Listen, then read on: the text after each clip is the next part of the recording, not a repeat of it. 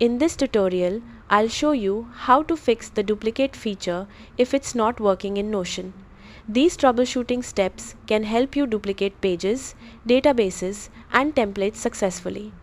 Let's get started. First, refresh Notion by signing out and back in, or reload the app. If you're using the web version, try a different browser or clear your browser's cache and cookies.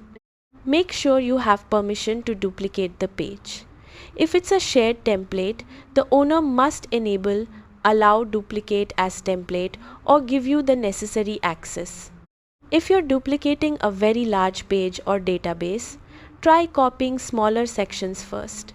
Large workspaces may take longer to duplicate or occasionally fail. Check your internet connection and make sure Notion is syncing properly. If the issue continues, see whether the same problem occurs on another device or in the desktop app. If none of these steps work, check Notion's server status for any ongoing issues. Then contact Notion support with details about the page and the error you're seeing. That's how to fix duplicate not working in Notion. Thanks for watching.